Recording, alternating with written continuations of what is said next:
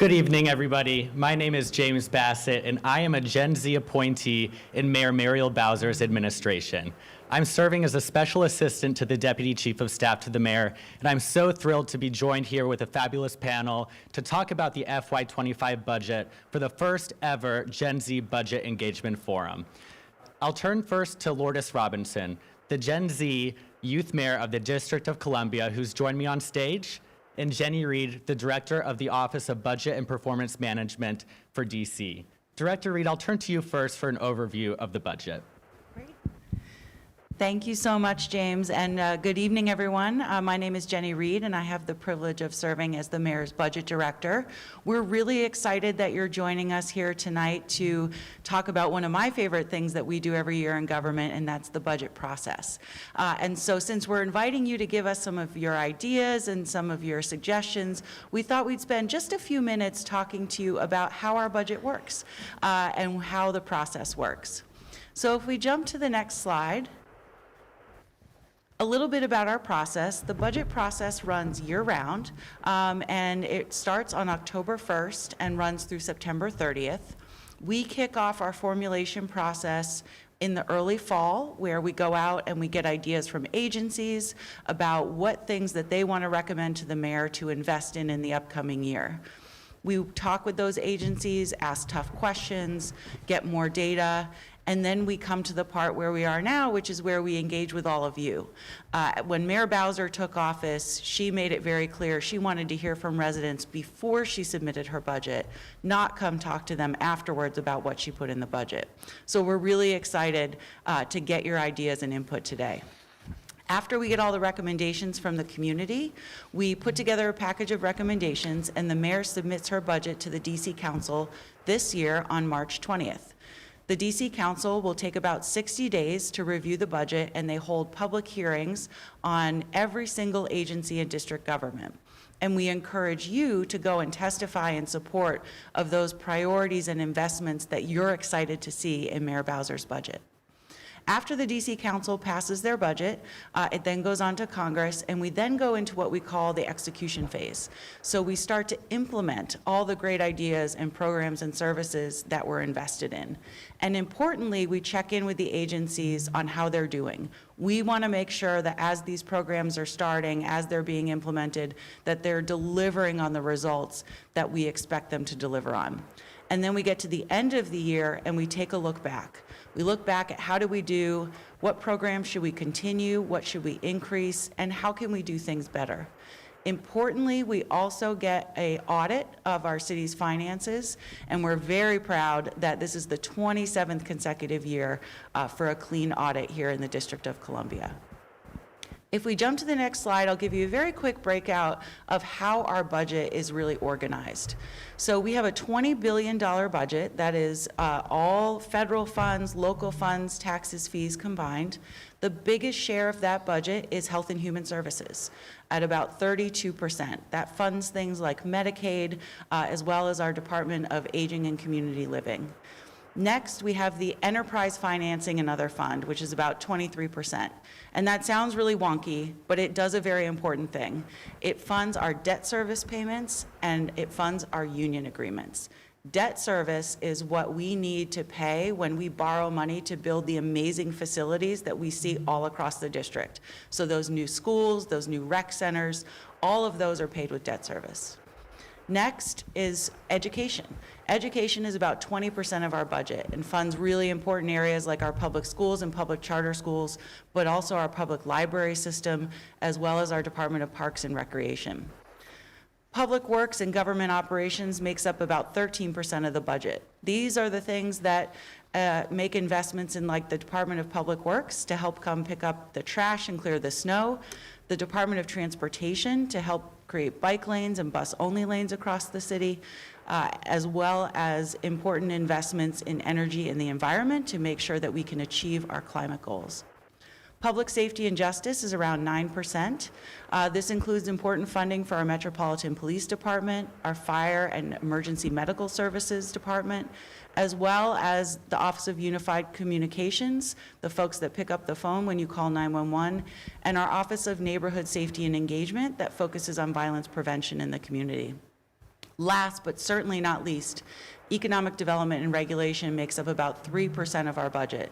This is not only the area that helps invest in small businesses and grow businesses in the district, it also is where we build our affordable housing, something that Mayor Bowser has been very committed to since day one of her administration. If we jump to the next slide, I'll just highlight a few key items because I know we're going to talk in a little bit more detail about some key investments for our Gen Z residents. So in the area of education, we've invested more than $2 billion to modernize more than 45 schools across the city.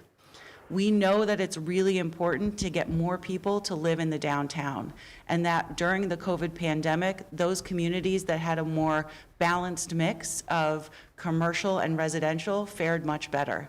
So we're converting some of those office spaces into downtown units, hopefully ones that you can move into relatively soon. As I mentioned, the mayor has made significant investments in affordable housing, and we have invested more than $1.5 billion towards her goal of creating 12,000 affordable units in the district by 2025.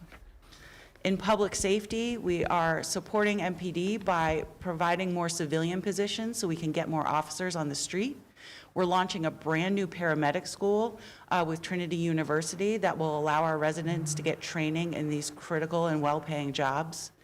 And lastly, in the area of transportation and the environment, we've invested more than $550 million to improve our roadways and make them safer for people to get around the city. If we jump to the next slide, I want to talk just a little bit about some specific highlights for our Gen Z residents. So as I mentioned, in schools and workforce and early career development, not only have we been increasing funding for our public schools, but we've also been expanding programs for college and career preparation, including work-based learning, free college courses, and our brand new Advanced Technical Center. If we jump to the next slide,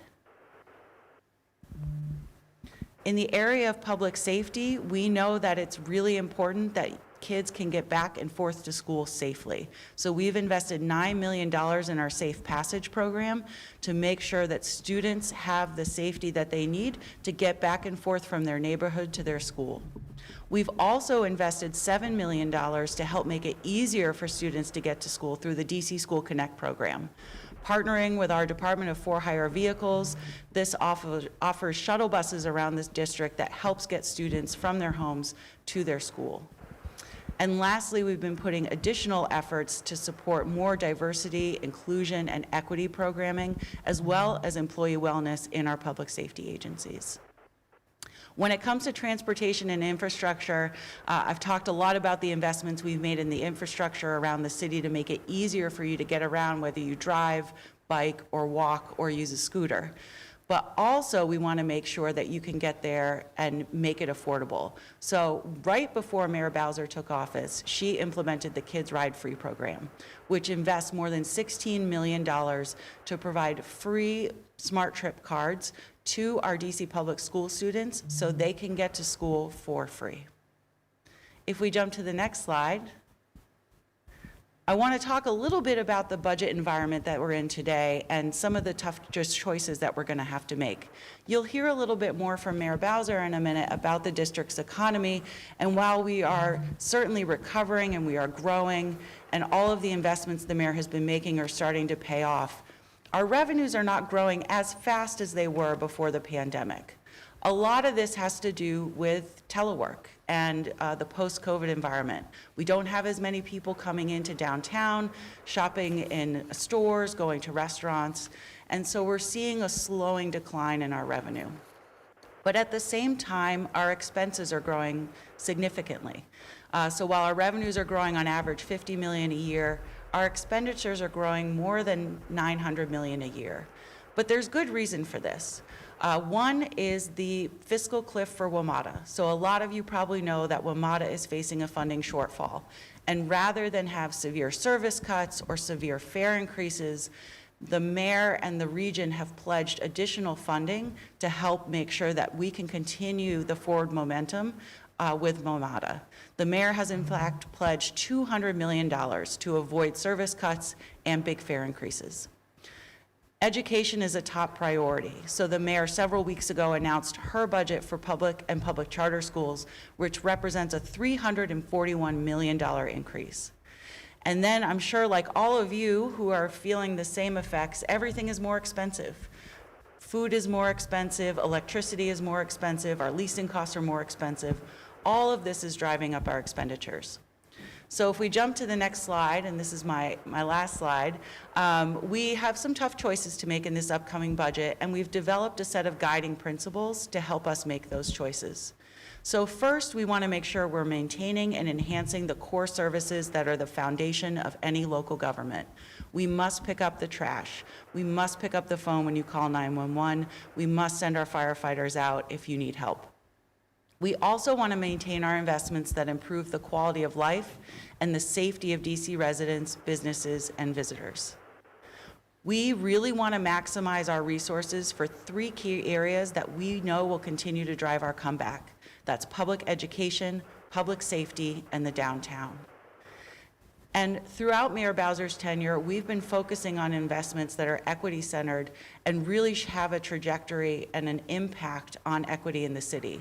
So we're looking at that data to say which of these programs is having the greatest impact and how can we double down on those. And then lastly, we need to provide some fiscal stability by resetting our spending to align with our long-term resources. So while we have some tough decisions to make going forward, we do a lot of really amazing things in the District of Columbia, and we're going to be able to continue those great investments in this year's budget. So with that, I'll turn it back to James. Thank you, Director Reed, for that insightful presentation. And as our Gen Z viewers at home are hearing this information, we encourage you to call in to our live hotline to share your insight and questions to our panel today. The number to call in is 884-881-1314 and press 0 to be entered into the queue. I'd now like to turn it over to the Youth Mayor of DC, Lourdes Robinson, to share a little bit about herself and to introduce the Mayor of the District of Columbia. Lourdes? Thank you. Good evening. My name is Lourdes Robinson, the Youth Mayor of the District of Columbia and a member of Generation Z. I'm excited to be a part of today's panel to look forward to hearing from all of you who have great questions from the Mayor. Without further ado, I would like to introduce the Mayor of the District of Columbia, Muriel Bowser. Thank you, Lourdes. Thank you, Lourdes. It's my pleasure to join this distinguished panel and to speak to our residents out there listening and following along with us about what's important to them. This is our first time having a forum specifically for younger Washingtonians. For a number of years, we've had a call with seniors, and this year we're reaching out to Generation Z. We know that soon and very soon, Generation Z will take over the leadership of our city, and we want to make sure that our government is being responsive to you. So what we're talking about today, as you've already heard from our budget director, how our budget process works, and she's also set some context for the tough decisions that we may face. We're showing now the makeup of our city, and some of you may be surprised to learn that is the millennials and Generation Z, people born, what now, between 2013 and the present is the Alpha generation, and between 1997 and 2012, Generation Z, and millennials born 1981 to 1996. And if you just follow along with this pie graph, you see that those Washingtonians are the majority of Washingtonians. So the things and the investments that we make in our budget for our younger Washingtonians really will shape our economy. I did want to say at the top, because I know no matter your age, you're very focused on your own safety and public safety. And while our experience with public safety last year, if you move to the next slide, was certainly not what we wanted. We had spikes in crime in all categories of crime. And our Chief of Police, Pamela Smith, our Deputy Mayor for Public Safety and Justice, and everybody in the government has been working on initiatives to push down violent crime and to make our city safer. So year over year, this January of 2024 compared to January of 2023, we have seen some very significant decreases. And we don't want to rely on 1 month as evidence. So we are going to continue to push on the interventions that we put in place. And in fact, we're going to be very focused on all the interventions that are needed to drive down crime. So overall, crime is down 11%, homicides 30%, assault with a deadly weapon also down 31%, and property crime down 12%. So when you hear me talking about resetting our public safety ecosystem, we started that work with the emergency legislation and looking at all of our strategies across the government, and the council will vote on a very significant piece of public safety legislation this Tuesday. Jenny has already talked about our strong financials in the city. On the next slide, you will see what I'm referring to. We've had clean audits. We have the gold standard of cash on hand for governments, which means if something catastrophic happened, we can run our government uninterrupted for more than 50 days, and we continue to enjoy a AAA bond rating. In fact, today our CFO just released our revenue estimates, which showed that we're not growing as fast, but we're still growing. And that's a good thing, and many jurisdictions would like to be in our position. What's really important is that we continue to grow our population, and when you hear me talk about our comeback plan, we have a focus on adding population to the downtown and throughout the city. Our tourism and hospitality numbers are very strong, both in terms of jobs and the number of visitors that are coming. And we welcomed, we know that our domestic travel has rebounded, and we know that our international travel is on the way. So we continue to urge everybody to stay focused on all of the good things in our city and how strong we are, but also work with us to weather what we consider a small storm. And it's almost a perfect storm. It's a storm that says our revenues have slowed, slower than they have been in the last 15 years, and our expenses have increased. And I don't have to tell you about that because you know your household expenses are also increasing. So our goal now is to focus on the very robust revenues we have coming in and prioritize them on the things that are going to help us grow and be an attractive place to live for people of all ages, for families to come and move to our city and stay in our city, and for people of all incomes to really have a fair shot at great schools, great housing, and great neighborhoods with fantastic amenities. So that's what this budget is all about. And when we are prioritizing the things that we have to do, as has already been mentioned, it's important that we focus on what governments have to do, those core services that Jenny mentioned. When we think about the new things we want to do, unfortunately in this environment, we have to consider new initiatives carefully, and we will have to balance them with old initiatives that may not be working that well, or we may think are not financially sustainable. So those are the types of decisions that we will be making. We've had 2 in-person budget engagement forums where we asked residents to help us balance a budget that is reduced by 10%. and the trade-offs that residents share with us really help inform my thinking around this budget. So I thank you for engaging with us today, and I look forward to your feedback. Thank you very much, Mayor Bowser. And again, as you tune in from home, please dial in to share your feedback. The number is on your screen, 844-881-1314, and press 0. To begin, we have a caller who is interested to learn more from the mayor. This is Matthias from Ward 6, who has a question about biking and walkability. Hi there. My name is Matthias Schaus, and I am a Gen Z resident of Ward 6. I want to ask about the district's infrastructure investments. According to a study from the National Association of Realtors, more than 90% of Gen Z citizens in the U.S. prioritize walkability and would be willing to pay more to live in a walkable community. D.C. is one of the most walkable cities in the U.S., which is part of why I love living here. But there is work to be done. Large areas of our city have been wastefully set aside for car dependency. I am asking if the mayor can prioritize using infrastructure funds to expand the bike network, the D.C. Metro, and the walkable areas of D.C.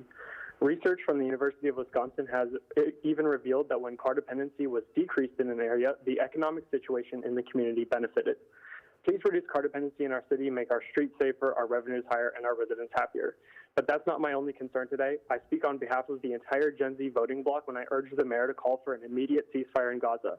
After living in Jerusalem for 10 months last year, I witnessed firsthand the egregious oppression that Israel inflicts on the Palestinian people. My experience there made me fear. Okay, so thank you for the feedback from Matthias from Ward 6. The questions about biking, I think that the district's commitment to a livable, walkable, scootable, you name it, city is evident. And it's also evident in the number of people who don't own cars in the city. This budget includes a 6-year capital improvement plan that has very significant investments in our Vision Zero priorities, focusing on our high crash corridors and intersections to improve them and make them safer. The council has been very aggressive in its legislating around fees and fines, which we know also will impact speed in the city, which is one of our largest drivers of crashes in the city. So we're going to continue to work just like we have done to make our roads and sidewalks and alleys in a better condition, to work with consistent capital investments to make our high crash corridors safer as well. Thank you, Mayor Bowser. We also have Gen Z viewers who are tuning in on social media platforms who are asking questions live. This question comes from Ann in Ward 1.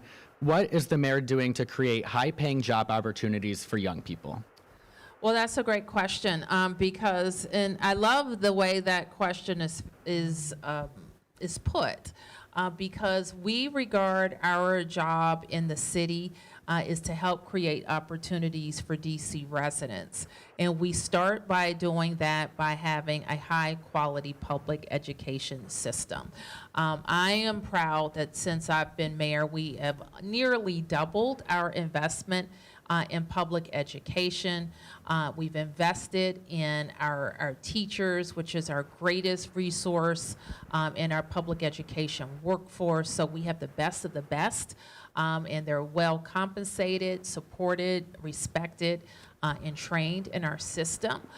We've also invested billions of dollars in our school buildings so our children have access to the best facilities. We're very focused now on how we use the last 4 years in high school that we have our young people to make sure they're focused on what's next for them. Some kids will be going off to college. Some kids will be going into a trade. Some kids will be starting a business. And we are creating a system, a workforce system that is rooted in our advanced technical centers where we train kids for jobs that we need DC residents to fill in DC right now. We go around the world to find nurses. We don't have enough people who are doing case management in our city to help our residents connect with the services that they qualify for and that we can provide. We know that there are a number of allied health professionals in addition to nurses. We know that we need more people in the mental health and behavioral health fields. So we want to train our residents for those jobs that we can fill, but we also want to prepare them beginning in their very early days in high school to be thinking about what's next for them, to plan for it, and to have a plan for post-high school, whether it's in service, whether it's in college or career. Thank you very much, Mayor Bowser. And we also have a few students who have joined us virtually who have video questions for the mayor. This one comes from Rahaf from Cardozo High School, who'd like to ask the mayor about AI. Hi, my name is Rahaf. I'm a junior here at Cardozo in Ward 1. I'm in the TransSTEM Academy, and my question for the mayor is, how do you plan to expand or invest in AI, but in a beneficial way for the environment and the people? Well, what a wonderful question. A few weeks ago, we announced our citywide policies around AI. And I won't pretend to know all of the technical details in what it's going to take to get our government ready to really use artificial intelligence in a responsible way. But keep in mind, we use artificial intelligence in our daily lives right now. And what was important to us as a government is to set out a set of core values that we would follow in developing any processes that are using AI, so that they are transparent and they are fair. And so our Chief Technology Officer will be responsible for working with all of the agencies in our government to help make sure DC government is ready. So people frequently ask me, so what are you going to use it for? What types of services? And the answer is, we're not sure yet. But we have a number of things, for example, that we'll start to think about in terms of hiring. Can we use AI to make the process to apply for a job in DC government, get an interview? Can we make that faster? Can we look at some of our case management services where there are routine forms that are reviewed or questions that are asked, so that we are doing it in a systemized amount of time? And the ability to quality check it is automatic. So there are things like that we will start the process of. Our CTO has convened government agencies. We've developed policies, and we will continue to identify types of work that AI is appropriate for. So now the next question is, how does that impact people, and how does that impact our customers on the other end of this experience, and how does that impact our workers? And so we want to be thoughtful about those questions as well. Thank you very much. And again, to those who are tuning in from home, we encourage you to continue to share your questions on our social media platforms. This one comes from Connor in Ward 1. What is the mayor doing to increase affordable housing, specifically in Ward 1? And what is she doing to make sure other wards contribute their fair share? Sure. So we've done more than any jurisdiction in America per capita in affordable housing investments in the last 10 years. And I say that without exaggeration. And over the last 10 years, we've invested over $1.5 billion in housing production trust fund dollars, those are local government dollars, that help close the gap on affordable housing projects. I pledged, unlike any place in America, to build 36,000 units, affordable housing. But I did so, this goal is not just a citywide goal, it's an area by area goal. So not only do we have a goal for Ward 1, but we have a goal for neighborhoods in Ward 1. And so that allows us to look at the stock, to look at the pipeline of projects, and make sure that each ward, not just wards where people think there should be affordable housing. We think affordable housing should be in every ward. And so that's why we have citywide goals. Our 2025 goal is 36,000 units. We will hit those units because of our strategic investments. And now we're actually shaping what the next 5-year goal will be. Wonderful. Thank you so much.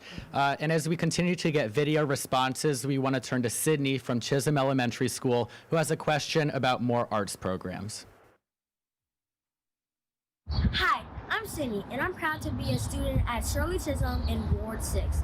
Mayor Bowser, can you please talk to DC's young people about your commitment to more programs open to more students, like performing arts, for example, theater, dance, music and singing, or visual arts, painting, sculpting, crafting, and jewelry making, so more programs are open to more students? I love that question, and I love the energy and spunk that it was delivered with. So the question was about arts and how we can make more arts opportunities available. And so our investment in schools, we expect our schools to be completely rounded experiences for kids.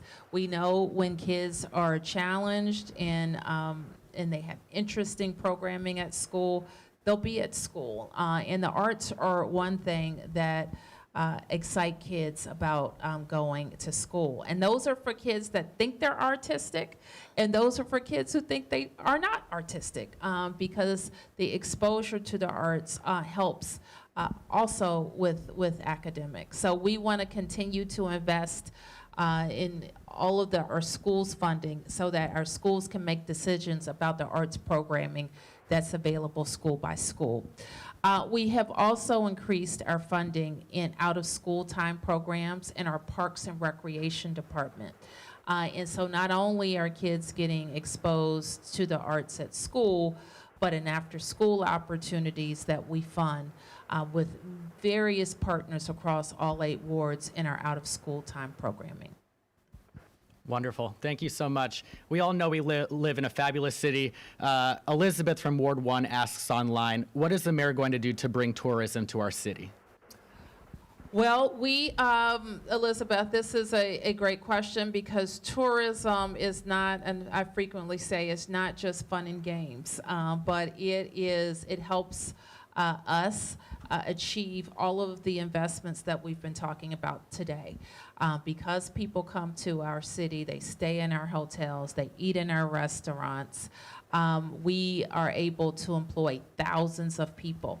And in fact, when we look at the number of jobs that were added since COVID, over 12,000 jobs last year, the majority of those jobs are related to hospitality and tourism. So one reality post-COVID is that the government itself will be a bigger partner in promoting events. The pillars of our strategy to bring our economy all the way back is bringing more people to the city. That is one of them. And so that's through special events, that's through our existing theater and arts institutions and sporting institutions, and that's also through conventions.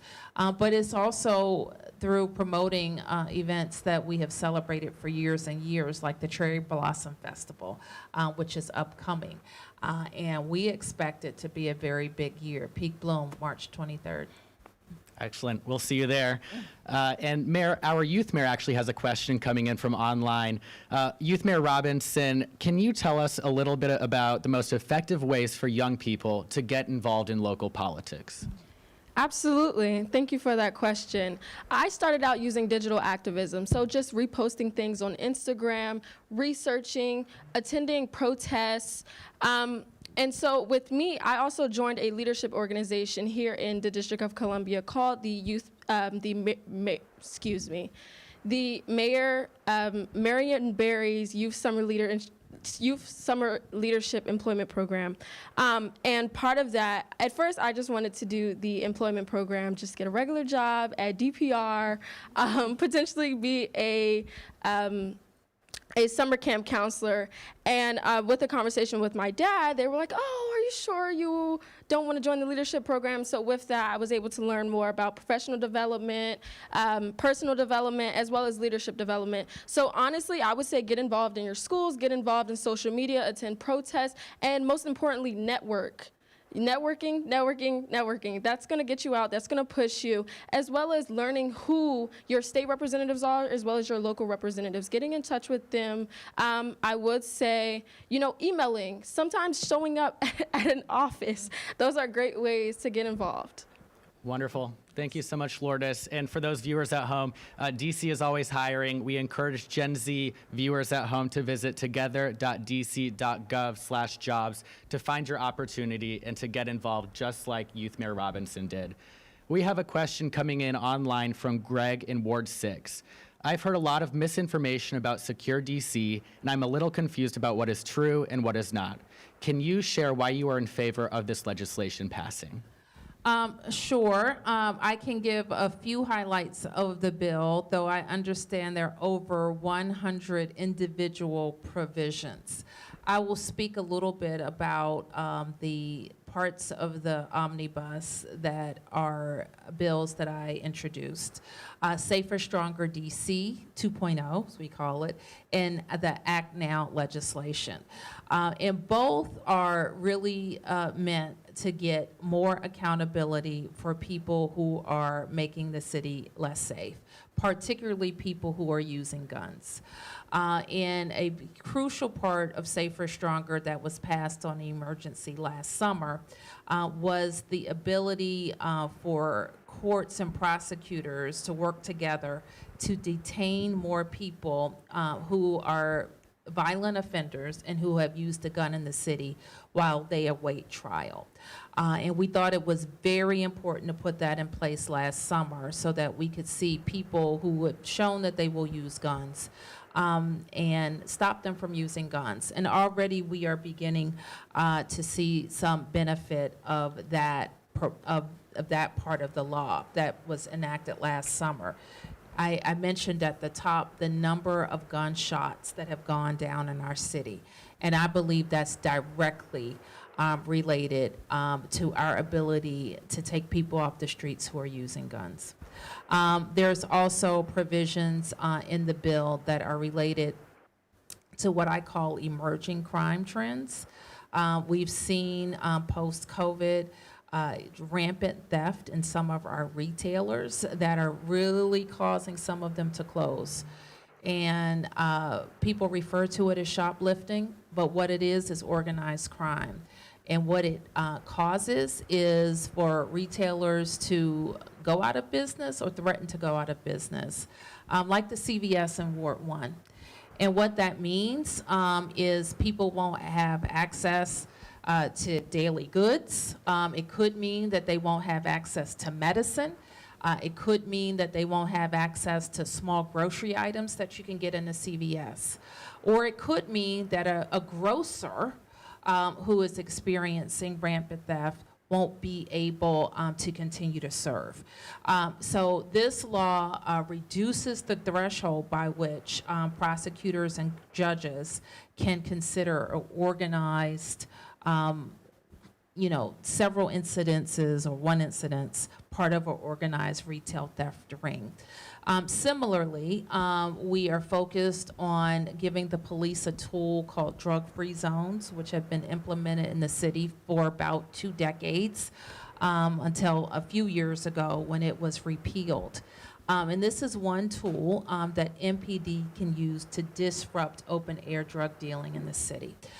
So what we know and what we hear from residents is sometimes when small activity is not checked and people who are committing those crimes aren't held accountable, it leads to more crime. And so we want to make sure we stay focused on those emerging crime trends, but also very focused on our ability to focus on people who are using guns in our city. All right, thank you so much. I understand we have a video submission from a Johnson Middle School student who is well on her way to becoming a business owner. Let's turn to Zanaya, who's wondering about pathways to entrepreneurship. Hi, Mayor Bowser. I'm Zanaya, and I'm in the 6th grade at Johnston Middle School in Ward 8. I've been knitting for a couple of months now, and I plan to start a knitting business. I want to know how you plan to increase pathways to entrepreneurship for students like myself.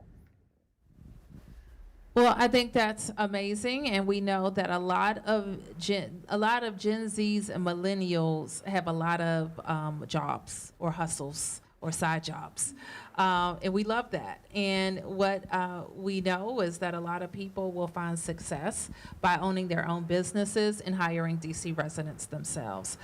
So I would encourage Zanaya and everyone else who wants to start a business to look to our existing programs at the Department of Small and Local Businesses. And I want to encourage you. Jenny, our budget director here, has been very focused on making it easier for you to license your business and own your business in the district and get started that way. And network, as you heard Lourdes talk about, we have a number of engagements where people who are in business or want to do business with the district come together. Actually, this month, we have a program where our small business community will also gather called March Madness, where we talk about opportunities for people to work with the district on our large projects. But also our small and local business office will be present. So I'm going to make sure that they're thinking about how to reach out to our young people who will be at school for an event like that, but how you can connect virtually. Thank you, Mayor Bowser. We also want to remind everybody who's viewing that this is not your only opportunity to share your feedback. You can also visit budget.dc.gov to share your budget priorities. We do have a caller on the line. A lot of Gen Z folks are pet owners. And Christian from Ward 4 has a question about investment in dog parks. Christian. Hi, as a Gen Z, we all have a lot of pets, and I was wondering if there's anything in the budget to improve dog park or add more dog park in the district. Well, thanks for that question. Over the years, I've invested in a number of dog parks, including both of the DPR sites in Ward 4, and we're very proud of them. And I think we need more. So this is an idea that Gen Z has dogs, Gen X has dogs, Boomers have. We have dogs in DC, and we love our pets, and we want to be able to make sure that people have the appropriate places to go walk their pets, socialize their pets, and enjoy each other. Like, people get together at dog parks and talk and socialize as well. So we want to do that. And there's also lots of opportunities. Sometimes it's this issue is kind of pit. Well, it's either kids or dogs, or it's something else versus dog. And we have enough space in most cases to accommodate on a lot of our DPR facilities a number of uses. And I'm thinking about Ward 4 because you're calling from Ward 4. And if you're thinking about at Coolidge, there's every manner of recreation opportunity on that campus. Similarly at Upshur, you have a pool, you have a playground, you have a baseball diamond, and you have a dog park. So it's you can have multiple uses at our parks and recreation facilities, and we should strive to maximize those opportunities. Now, having said that, we are considering now all of our capital improvements in the budget. I don't know, Jenny, if you have anything else to add to that. Sure. So in addition to what the mayor mentioned, we are looking at ways that we can help improve all of our DPR facilities and kind of do like a refresh and a blitz. So I, as a dog owner, certainly have visited many of these dog parks. We know that some of them have been around a little bit longer than others. And so we're looking at how can we modernize and refresh all of our existing sort of small facilities across the city. Thank you so much, Director Reed. Again, you see on your screens the phone number to dial in to share your questions and budget priorities. Please continue to do so. We do have a video question coming in about CTE and cosmetology. This is from Kalani, who has a question for the mayor. Hi, I'm I'm Kalani. I go to Blue State in Ward 8. I'm in the cosmetology program. And my question for Mayor Bowser is, what is your plan to put more funding into CTE and cosmetology programs? Well, we are very pleased that a number of our schools, I think you said you were from Blue State, have specific programs for specific industries. Some focused on hospitality, some on cosmetology, some on infrastructure, some on IT. And so we want to continue to match the demands that we have in the city with our training programs. And so we look every year to see where we have a need, and we try to focus our training on those needs. We know that cosmetology has been a great way for women especially to start businesses, to own businesses, and to employ other people. We know that the beauty business in general continues to be a booming industry in DC, and so we'll look for ways to help our residents train. Part of what our deputy mayor has been discussing in the last couple of forums on education, that our deputy mayor for education has discussed in our last 2 budget forums, is our need to have specialty programs that we can pour into in a few places and have our students from around the city be able to access those programs. Just like our Advanced Technical Center is here in Ward 5, but students from around the city go to that Advanced Technical School. Similarly, our career programs at our state schools or our traditional neighborhood high schools can also have those types of programs where students from around the city can apply. Thank you, Mayor Bowser. And we have a question coming in from our social media channels. Sarah from Ward 5 wants to know what your favorite part of budget engagement season is and wants to thank the mayor for hosting this Gen Z forum. Oh, great. What is my favorite part of the budget engagement season? I think it's hearing all of the great ideas that come from our residents, but also come from our employees. We get a lot, and Jenny probably gets them first and the most, but we have 37,000 people that work for DC government. I have 80 directors of agencies, and they do this work each and every day. They are the experts, and they are hearing from residents firsthand. And they have a lot of great ideas about how we can better deliver services, about new programs. So I think that's my favorite part. I love the budget engagement forum because everybody does a budget. Like, we all don't do our personal budgets the way we're supposed to, but we all get it. We have a certain amount of money coming in, and we have expenses that have to be covered, and we have the things that we want to do. So people know intuitively how this works, and when they are presented with a lot of great ideas and great programs, like the things when we have to do budgets, is very, very hard to choose and prioritize among really good things.